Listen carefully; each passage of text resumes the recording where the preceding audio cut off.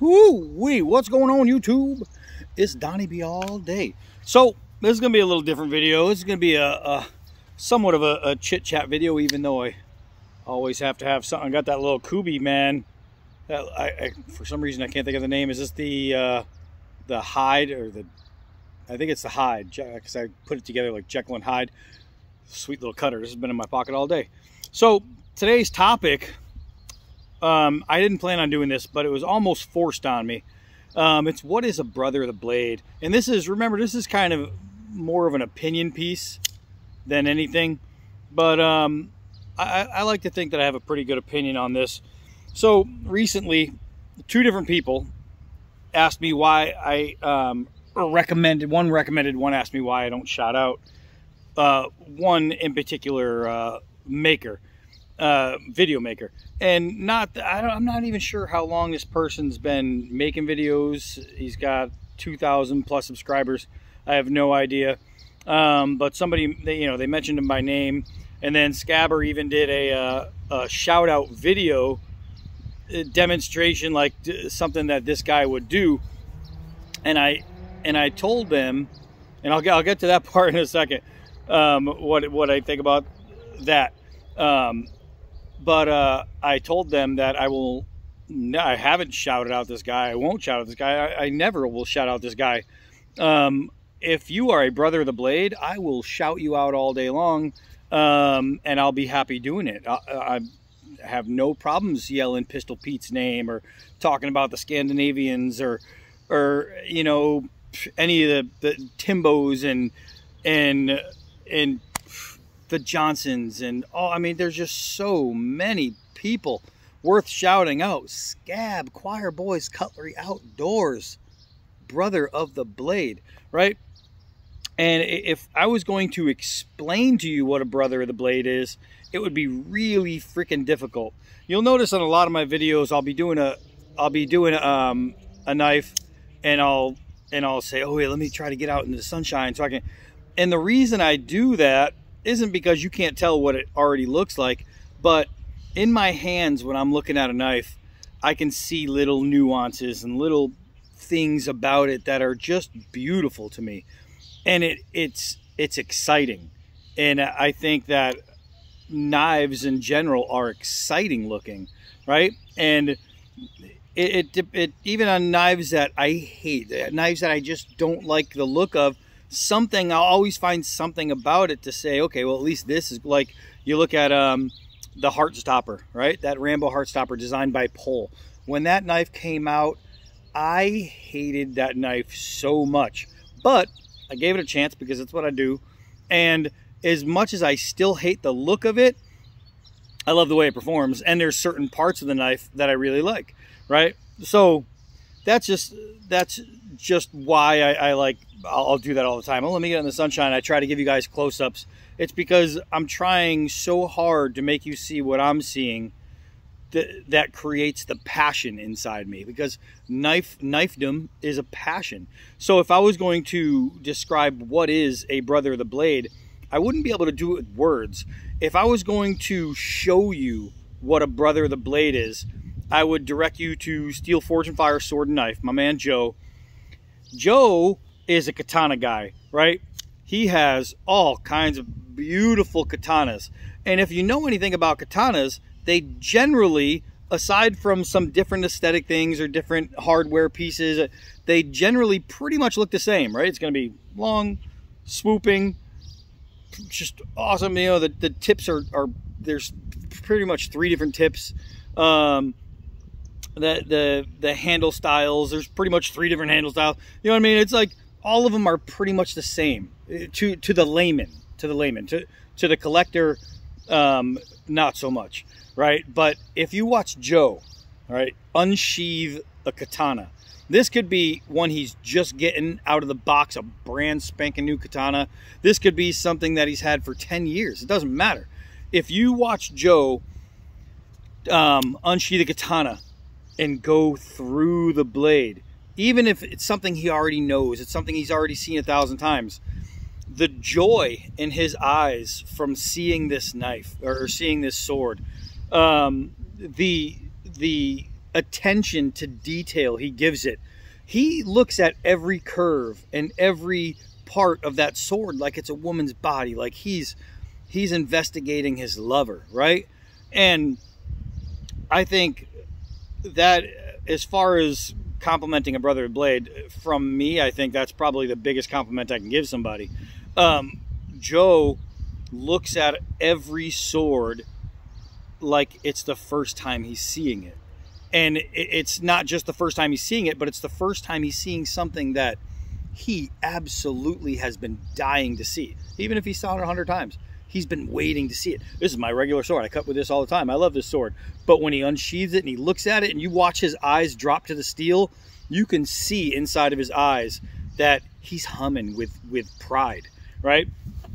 And so if I said to Joe, hey, you know what, you should do a video smashing on one of those katanas just to see if you could break it, Joe would want to vomit in his mouth. He would want to vomit in his mouth. And this is where I'm getting where we started. There's a dude out there who, there's a couple of them. I did a video a long time ago talking about blade respect and this and that. And there's this one guy who hammers knives into a tree and then stands on them to see if he can find its breaking point. And I did a video back then saying, man, if I ever saw this guy doing that to one of my blades, I'd smack him right in the mouth. I'd just kick open his throat. I think that's the most disrespectful thing you can do. You are not a brother of the blade if you don't respect the blade. To be a brother of the blade, you got to respect and love the blade. You have to understand that this tool has a purpose, and its purpose is to be used for whatever the purpose is, right? No matter if it's a bowie or a dirk or a gladius, a little folding knife, it doesn't matter. Every single one of them has a purpose. And there isn't a single knife in the world that was made by a designer who sat down, a designer like me who sits down and literally measures mathematically how everything is going to feel in the hand and where blade perfection is going to be.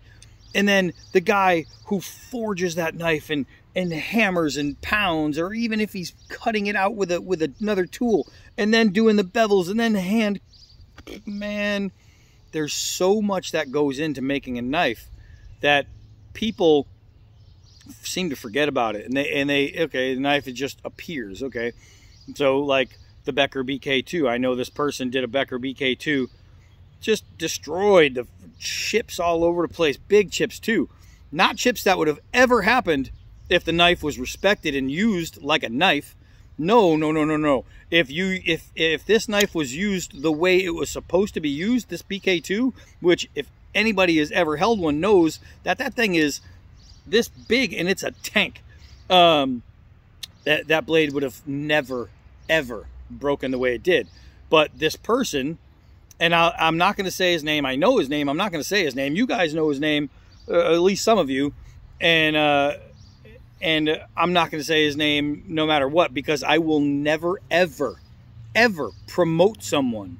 The last guy I did a video about, the guy who hammers the knives, I didn't say his name. I won't do that. Why? Because I don't hate the person. This guy might be crazy cool. This might be a person I would totally hang with, right? This guy that's being, did the thing with the BK2. This is a dude that I might be able to be like, let's go shooting. Let's go. Dude, this might be just a brother from another mother type guy, but a brother of the blade, he is not. Nobody who's a brother of the blade would ever do what this dude does with blades. Nobody.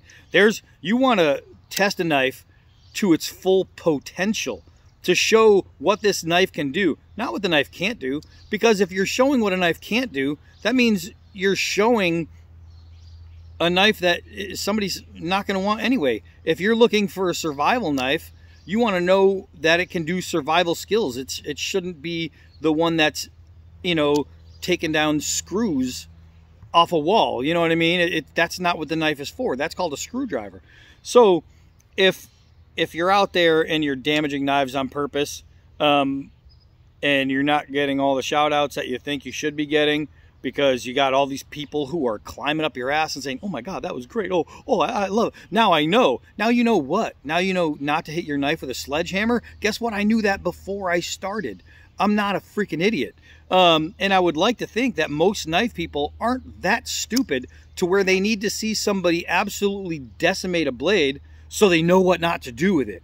If you didn't already know that, put your freaking knife down and get yourself a hickory stick and just use that for everything, because you do not deserve, and you have not earned the right to be a knife guy. And of course, remember, this is my opinion, right? And again, I don't hate this guy. That's why I'm not gonna say his name. No matter what, I won't say his name, because I'm not gonna disrespect him as a person. I will disrespect him as a knife reviewer all day long, because it makes me sick. It makes me sick to my stomach. Somebody who designs knives and somebody who has actually made knives. Took me over a month to make a knife once that I just wanted to make this knife. I had this idea in my head. I went down and I forged it myself, right? And it took me a long time. And if I came out with that knife after a month of forging and I said, oh my God, dude, look what I just made, this thing. Oh, I'm so proud of this. And then somebody said, oh, I wonder what'll happen if I put it between two boards and run over it with a car. Or if I'd say, what? And then I would begin to kick them in the chest, right? And now I'll get back to Scab. Scab, I've said this before, Scab is nicer than me. Scab is amazing. I don't think, if you guys haven't subscribed to Choir Boys Cutlery Outdoors, do it. Scab is one of those people that he can hate everybody and love everybody at the same time. Scab is genuine as genuine can be, right? And he will shout out anyone because, you know, he's a strong community member. I'm a little pickier when it comes to the community. You know what I mean? It's like, if you want to go get an apartment at some fancy apartment complex and you have to fill out an application for this apartment, that's because they're going through, they want to make sure that they're getting the right kind of people that are being in this apartment. And I want the right kind of people in my knife community. It's the same thing. So when I see somebody doing something that doesn't fit the community standards of having respect for, it's the simplest thing, having respect for a blade, guess what? You're not in my community. So that's why I won't shout these people out, where Scab is, until you do something stupid to him personally, Scab's not gonna have a problem with you. That's just who he is. Scab's a good person. And I say Scab's a nice guy, he's nicer than me. And then, but I also think that comes into there's all, if me and Scab were both bouncing at the same club, right? And somebody was acting a fool, I would walk up to him and I'd say, look, before I start mashing you in the mouth, I'm going to give you a chance to straighten yourself out and get out of here. And I'm going to give him that chance, and I'm going to walk him out the door, and he's going to go. Scabber, I mean, I haven't done it with him. We haven't worked like this together yet, you know, but this is the impression I get. Scab is the guy where he would say, listen, I'm going to give you a chance before I start mashing you in the mouth. I'm going to walk you to that door and you're going to get out of here, and I'm going to give you that chance. The difference is Scab would be mashing him in the mouth while he's telling him, I'm going to give you a chance before I have to mash you in the mouth. Scab is that dude who's going to be like, I'm going to mash you in the mouth anyway. And but it's going to be a warning before the real mashing comes. So when I say Scab's a lot nicer than me, I mean, Scab will tell you himself, he's not always a nice guy. He's got a history, right? But Scab's a nice guy, don't get it wrong. So yeah, so the whole thing, you know, it came down to, this video was because people were saying, oh, hey, well, two people, oh, this guy. And then I saw Scab do a review that shouted him out, and it was not to that extreme. Scab didn't try and break the piece, but he went a little off key of what he normally does. And when I say normally does, I mean he never does it. So it was just in lieu of the response to this guy. Otherwise, there's no way. Scab, I mentioned something to Scab, and Scab said, well, you know, I don't like to break my stuff.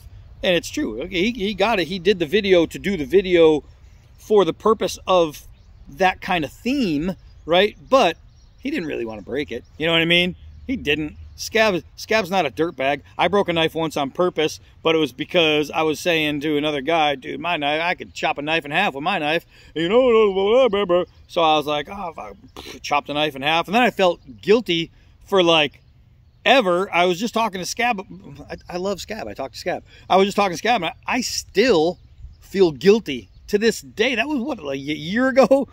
I broke a knife in half with one of my knives, and I feel like the biggest piece of crap for doing that. I hated doing that, and the only reason I did it was because it was kind of a challenge. And you know, it's like, what's it, Back to the Future? Nobody calls me chicken. Well, okay, sometimes you just got to let people call you chicken, right? I should have just let it go, but I didn't. It was my mistake. And it hangs on me. That one literally hangs on me. I talk about it like right now, and it pisses me off that I did it. And if you don't get pissed off for doing something stupid with a knife that caused it to be damaged, then you're an ass. You're an ass. You don't deserve knives.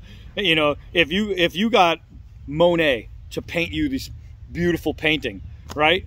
And Monet presents you with this painting that took him 3 months to paint, painstakingly, doing all these water lilies and bridges and beautiful things, and you get it, and the first thing you can think of is, oh my God, I wonder if like the paint is really strong. I wonder if I took a rag with water and did this all over the painting, if it would still hold up.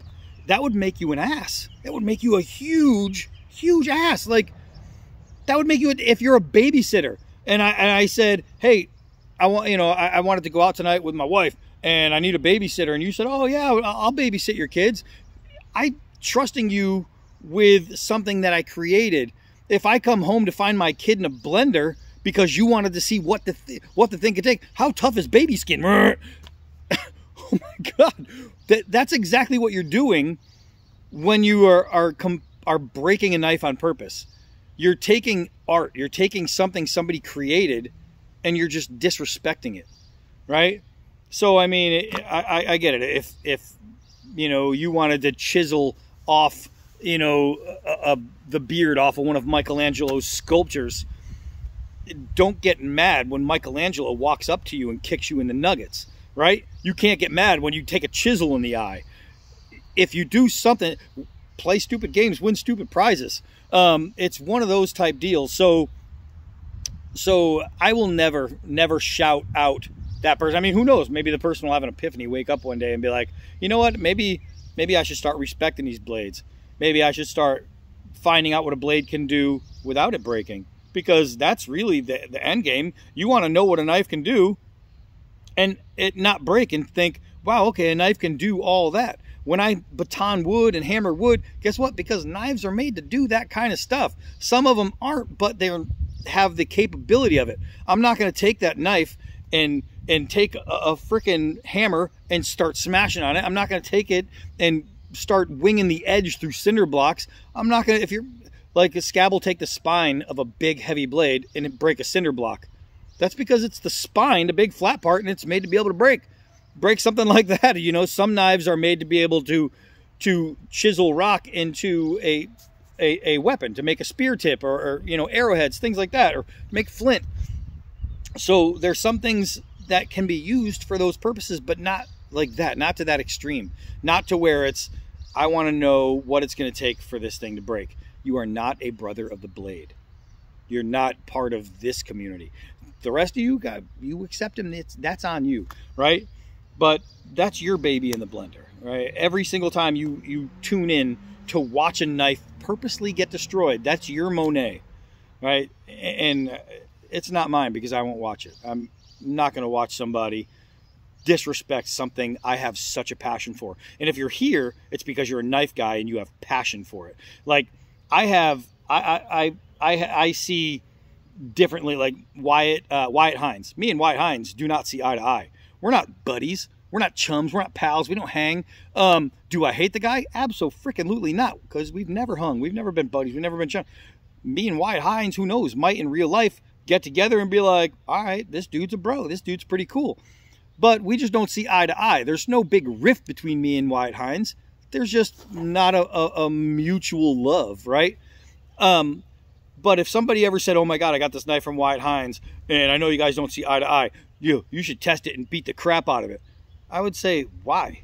Why would I ever do that? I would never, ever, even a guy like Wyatt Hines, who, him and I, you know, we don't it's weird. We don't have like there's no big turmoil. We don't talk, nothing like that.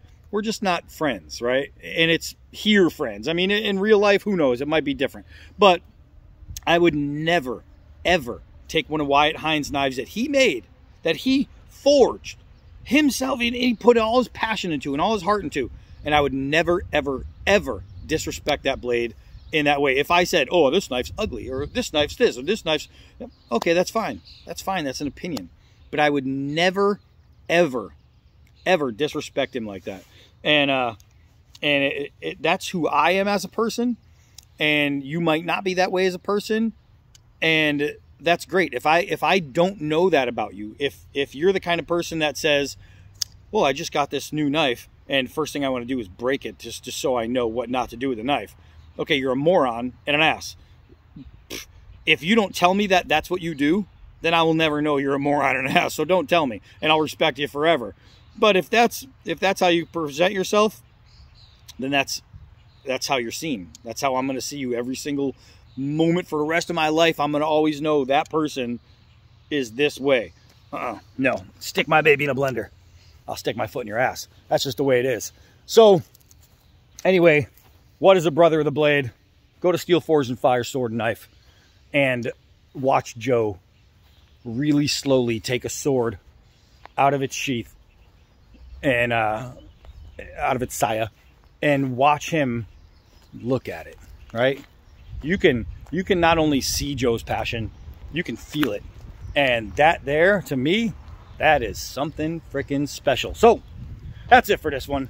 It was a big more of a rant than a story, I guess, but is what it is. To my actual brothers of the blade, love you guys, man. Love you guys. Love you guys. Love you guys. Love this knife. Stay true to the blade. I am Donnie B all day. Until next video.